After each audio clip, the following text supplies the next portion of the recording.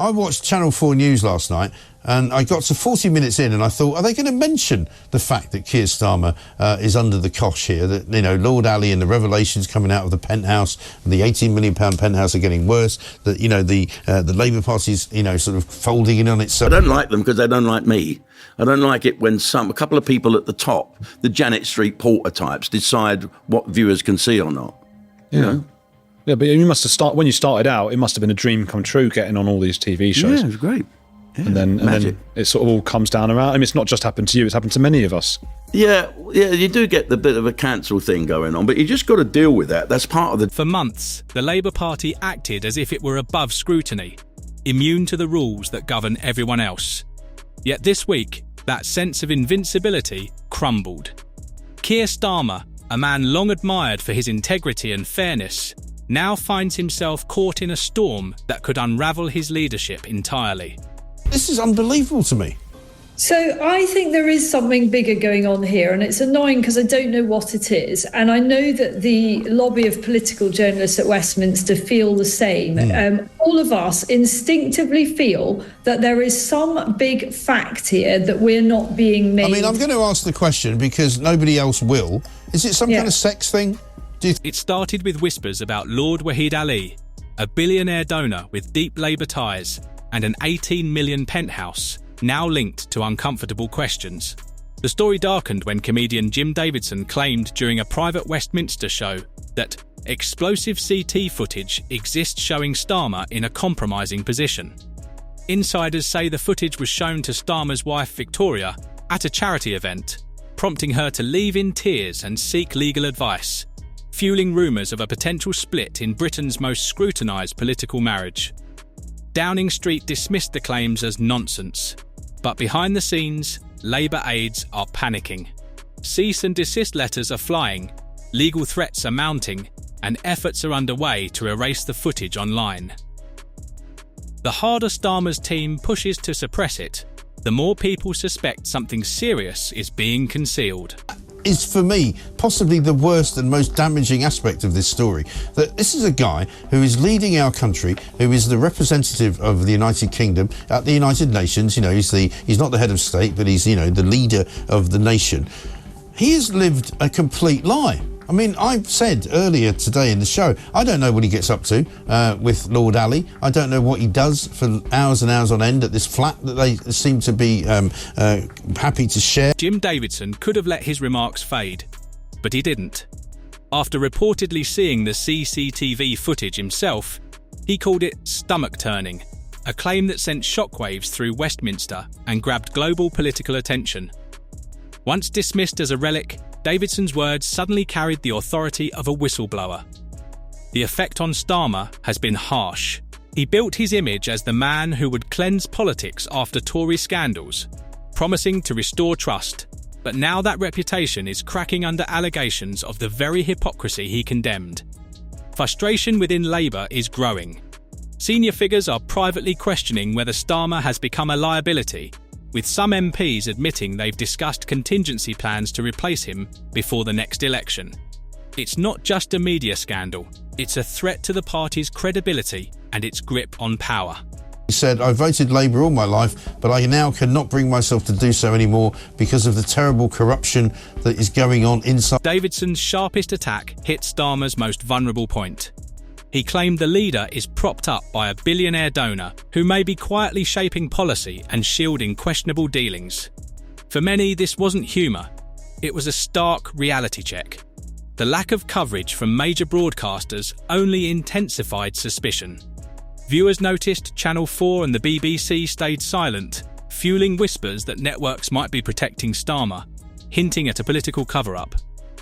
Central to the saga is Lord Ali's £18 million penthouse, repeatedly surfacing in every account. It has hosted private Labour events, fundraising dinners, and late-night meetings with senior figures like Westminster insiders. To many, the penthouse has become a symbol of the blurred line between politics and privilege. And the excuses that just don't add up. Now, for 7 weeks, the Starmer clan stayed in Lord Wahid Ali, Dr. Feelgood for the Labour Party. Do you need stuff? I got money. What do you need? I got money. Holidays. You want to go to New York? Yeah. What you looking for? What you like? Loans. 1.2 million pounds. I think I can help you. It's just ridiculous. And that's the problem. It's the scale of... The secrecy surrounding what happens there is fueling outrage. Westminster journalists admit privately they suspect something significant is being hidden, a crucial detail the public hasn't yet seen. Some hint the unanswered questions point to something far bigger, more damaging than poor judgment or optics. That uncertainty keeps the story alive, despite Labour's attempts to suppress it. Adding to the controversy, new revelations about luxury gifts have stoked the fire. Records show Lord Ali gave the Starmer family high-end clothing. Victoria received over 5,000 in designer items, while Keir himself accepted nearly 19,000 worth of luxury goods. It wouldn't be fair to go any further than that, but this is an open secret at Westminster that those question marks have been around for a long time, and papers have been extraordinarily restrained in not publishing any that speculation, and even whether they've got, maybe there are publications that have more information than I'm aware of. The donations were documented on paper, but the delay in declaring Victoria's gifts immediately raised red flags. Critics accuse Starmer of selective transparency, only revealing the items after media scrutiny forced him to. That delay has fueled growing suspicion that the public isn't getting the full story. Starmer's defence, that the clothes helped him and his wife appear presentable at events, has fallen flat. For a leader on a taxpayer-funded salary and a spouse with her own successful career, the excuse has been widely mocked. To many, it looks like a man of privilege relying on donors to maintain a lifestyle, while claiming to represent ordinary working families. The optics are toxic, each detail eroding the disciplined, clean image Starmer has tried to project. Instead, he risks appearing as though he's enjoying the perks of power while keeping voters in the dark.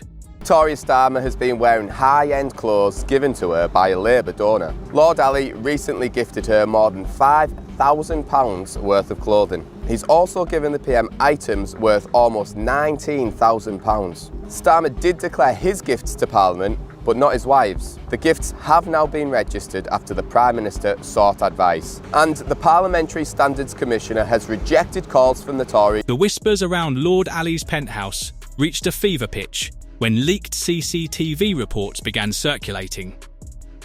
Insiders claim the recordings show more than routine comings and goings, capturing late-night meetings, unexpected visitors, and private exchanges that could raise ethical and legal concerns. The most explosive allegation is that some footage was shown to Victoria Starmer at a charity event. Witnesses say she stormed out in tears, later sought legal advice, and began distancing herself from her husband. True or not, the perception of a marriage under strain has become impossible to ignore. But does it even matter? Yes. He's so rich, he can buy whatever he wants. He earns enough money to buy a nice frock for his wife. But it is a bit scummy of him, especially considering the promises that he made. I think he should have donated them to people that need them. If you are the Prime Minister, you should lead by example. Well, I don't think no matter what he wears, he ain't going to look good, is he? MPs are allowed to accept gifts, but they must declare anything which could be regarded as influencing their actions. Foreign Secretary David Lammy said the Starmers had accepted the gifts so they could look their best for the British people. The Prime Minister said it's important to have transparency and insisted the rules are being followed. Starmer's team has responded aggressively. Journalists probing the story report intimidation, with some threatened with losing press credentials. Tech companies have allegedly been pressured to remove clips and online discussions. But rather than burying the story, these tactics have amplified it. The more Starmer pushes back, the more the public senses something is being hidden. For a leader who promised accountability and transparency, the contrast is stark. What began as a tale of luxury perks has escalated into a darker narrative with the potential to reshape his political career. Labour insiders are growing uneasy. For months, many MPs saw Starmer as the safest path to power. but with fresh headlines tying him to secret gifts, undisclosed perks, and explosive CCTV claims, that confidence is rapidly eroding.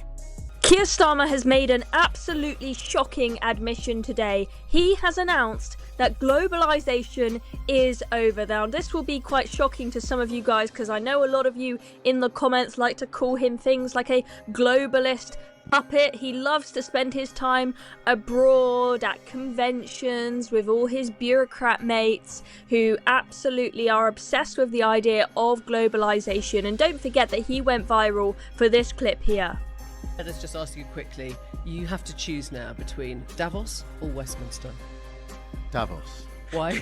Because Westminster is too constrained, and it's closed, and we're not having meaning. Once you get out of Westminster, whether it's Davos or anywhere else, you actually engage with people that you can see working with in the future. Westminster is just a tribal.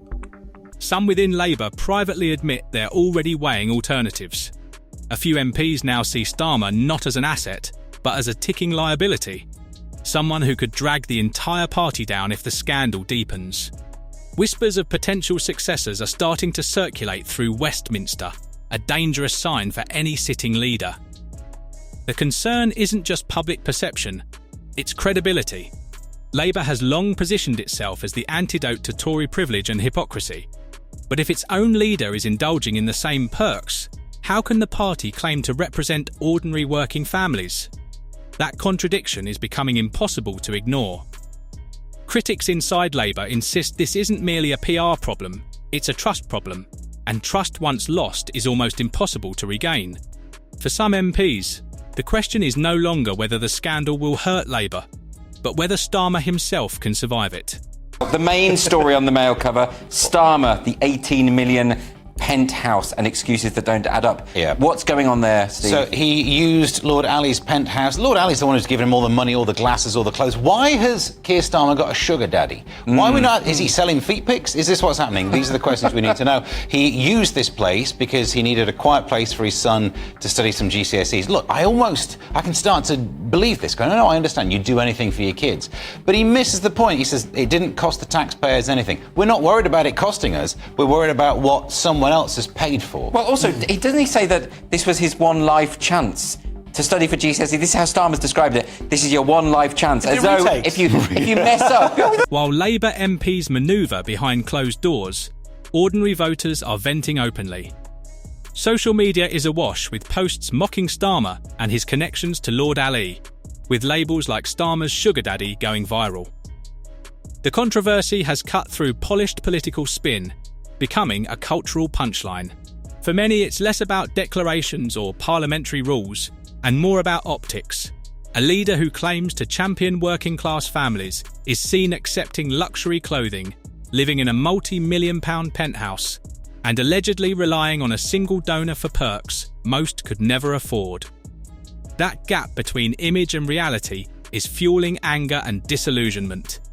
Mainstream broadcasters' silence has only made it worse. When stories vanish from evening news, online voices, independent commentators, and viral clips fill the void, giving the public the sense of an establishment protecting Starmer at the expense of transparency.